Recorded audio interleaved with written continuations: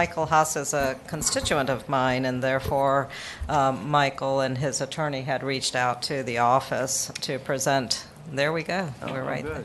We're just getting started, so perfect timing. The meeting will officially come to order, except we need a clerk. She'll be here. Okay, Senator Hoshman? Thank you. They call the roll. Well, we three of us are here. Okay. Here. Here. Okay, go ahead. Okay. As I was saying, Mr. Haas is a constituent of mine, and he and his attorney had reached out to present their case. This bill is also being heard in the House as well. It's being carried by Delegate Ware.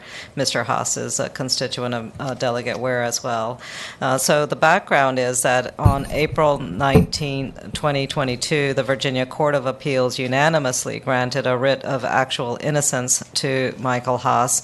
Mr. Haas was incarcerated for more than 23 years for a crime that he did not commit. Back in 1994, Mr. Haas's two sons testified that he had sexually abused them on multiple occasions, and forensic evidence at that time was presented that substantiated their claims. But subsequently, he was convicted and sentenced to 2 life sentences. But shortly after the trial, both of the children recanted. And so the Mid-Atlantic Innocence Project worked with Mr. Haas, obtaining additional recanting affidavits from his children, and also uncovered evidence that his children were actually coerced to testify falsely by their mother and by their counselor. And most importantly, MAPE discovered that the field of sexual abuse pediatrics had made significant advances since the conviction, and under current standards, the physical examinations of the children showed no indications of abuse. The recantations of his now grown children, coupled with the changing scientific evidence, painted a clear picture of wrongful conviction. And therefore, MAPE pursued a writ of actual innocence in the Court of Appeals in July 2020, and his case was investigated by the AG's office, initially under General Herring and then again by General Miares, and both administrations determined that Mr. Haas was innocent, had been wrongly convicted, and that he was entitled to a writ of actual innocence. And the Court of Appeals has agreed, and after over 28 years, Mr. Haas was exonerated.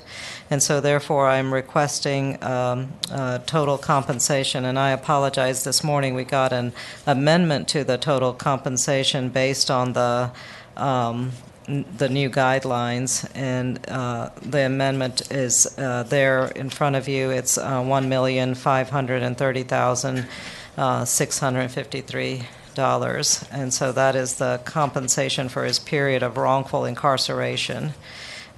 So we've got the amendment here, and I would move the amendment. Is there a motion? Second. Second. All in favor say aye. Aye. All opposed, no. Motion is adopted.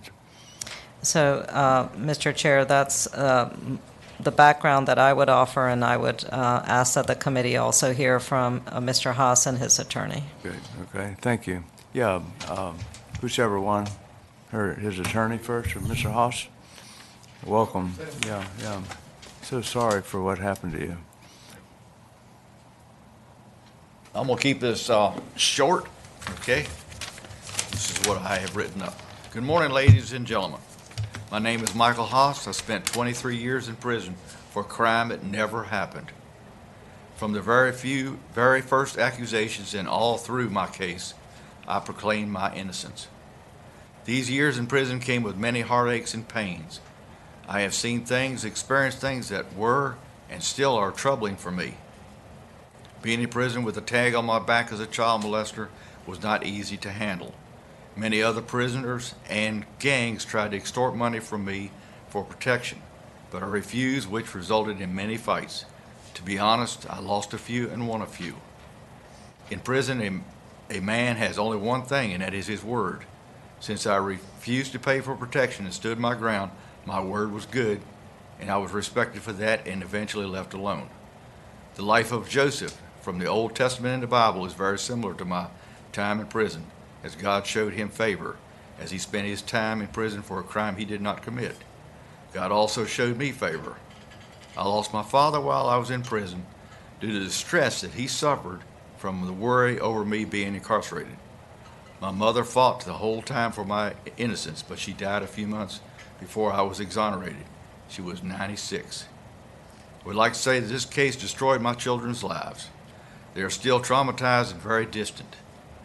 I do have a good relationship with my daughter and older son. I must give thanks to God for all his favor, the Mid-Atlantic Innocent Project, especially Julie Dahlberg, my now attorney Emily Hosbrook, my mother and father and sister, and for every one of you. I come to you today not to tell you my life story, but to thank you for your compensation of my wrongful conviction. Thank you for everything, and I can only wish you the best for you and your family. Thank you. Anybody have any questions? How old are you? 67. So this happened 28 years ago, but you're 23 years in prison. So it was appealed. What happened those other 5 years? I mean, it happened 28 years ago, but you spent 23 years Got in out in prison. 2017 on parole. Oh, I see. Okay, 2017. I got you. My mother, she fought for me there. She went to Ms. Bennett, I believe was the chairman of the board, Yeah. and talked to her. They gave me a parole because she agreed that I was innocent. The two boys went to the parole board and testified. They did? Yes, sir. I see. Do you still have a relationship with the boys? Just my oldest boy. The youngest boy is being, I better not, he's just being coerced. So, So you got out on parole, and then once you had been paroled, you then sought the writ of innocence I was doing that the whole time. during the whole time. Whole time. And you were in a position, you kept doing it. Kept doing it. Yes, sir.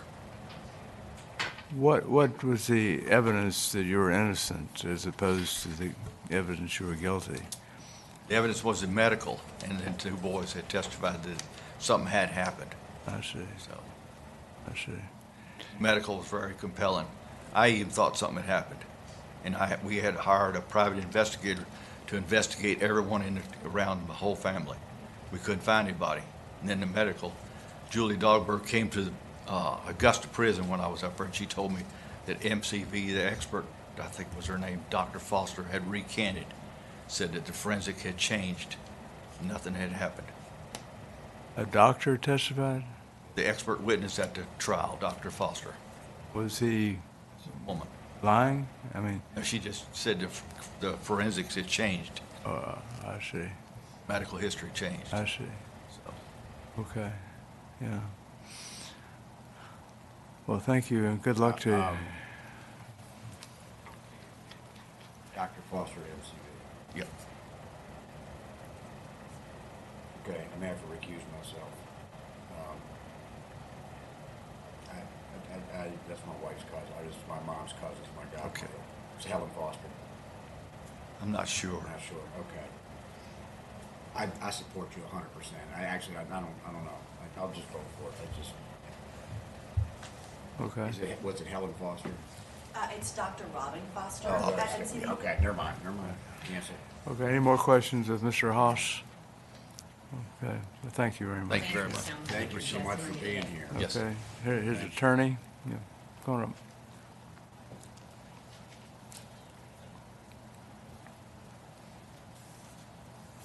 Good morning, everyone.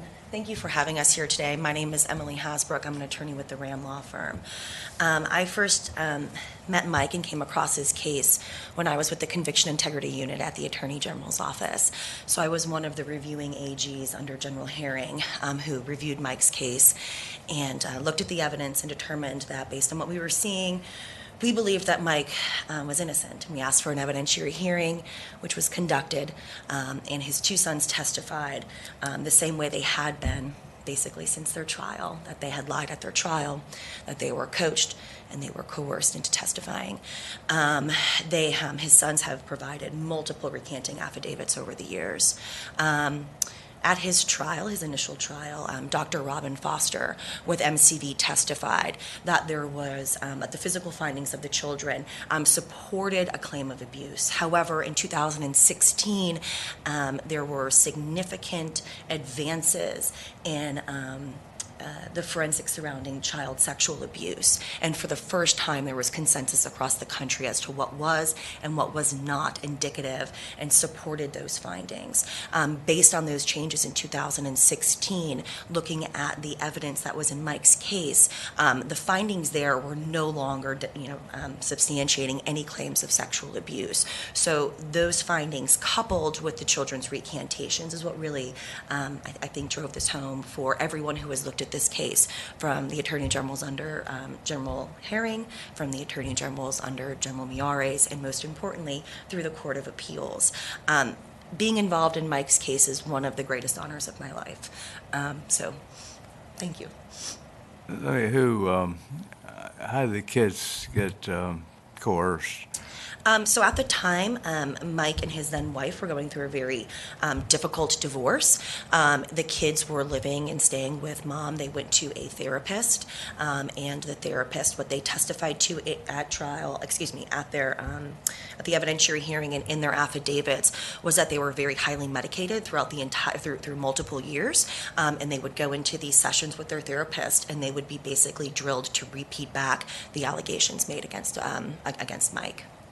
The mother did that? Yes, and the therapist. Yeah. To be clear, the counselor also subsequently lost her license for issues involving overprescription and prescription fraud for herself. She was stealing prescription pads and writing herself prescriptions. Well, good luck. You did a great job. Someone got prosecuted for perjury. It's a really difficult situation, because we certainly want people to come forward when they have lied at trial, and then we want to foster that ability so we can, for post-conviction stuff, make those rights without further, especially when it's children in the underlying case. Yeah. Yeah, it's a troubling case. How old were the children when they did this? I believe they were 8 and 10. Is that right, Mike?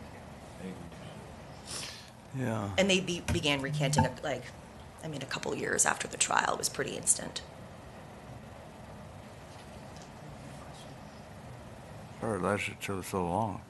Did. I'll be honest with you all, Mike actually sought a petition for writ of actual innocence in 2010, and his petition was denied by the Court of Appeals, and it was denied because at that time the forensic evidence hadn't changed, and there was a different burden back in 2010 for what you had to show to receive a writ of actual innocence. So the amendments that came through and the change in the science was really significant for Mike. I remember that about a decade ago we changed that law. Yes, sir. I could go on about why I think substantive due process should be part of habeas. Rehnquist's court said no. And Mary Sue Terry famously said innocence is irrelevant in a habeas case. I think it's a death penalty case in the Supreme Court. It should definitely be part of a habeas corpus, but we have this strange thing, writ of actual innocence is better than nothing, but I thought from the get-go that Rehnquist was plain wrong about that. I tried to look up in Black's Law Dictionary the term substantive due process. It's not there. It's a made-up term, but anyway. I agree with you wholeheartedly. Okay, anybody have any further questions? Nope. Thank you all for your time. Yeah, thank you. Appreciate y'all coming in and educating us. How did we come up with the figures? 23 years times what? So maybe finance can. Yeah, sure. So the base payment, it was set at $55,000 last year when the legislation was passed. It's adjusted every year for inflation. Is that sort of median income or median? It ended up being, I think it's closer to per capita income. So they got it from a little higher than that. And it's adjusted every year for inflation. So this year it's about 58.5, and it'll keep going up with inflation every year. And then in addition to that base payment, there's about 240 or 250 in unreimbursed attorney's fees and other court costs. So the one-time payment of $1,530,000. Is that the way it works? That's correct. Cash. Okay. It's a one-time payment because of Mike's age, so he Right. qualifies for Yep. that. I will also say this, Mike is not being compensated for the time from 2017 until he received his writ, even though he still had to register as a sex offender during that period of time. We only allow for compensation while somebody is incarcerated. So I believe there's a bill pending somewhere that might change that. Okay. Okay. Is there a motion? I move we recommend reporting. Second. All in favor of the motion, say aye. Aye. All opposed, no. Motion carries. Thank you very Thanks, much. I guys. appreciate it. Thank you so much. And good luck to you, Mike. Really, thank you.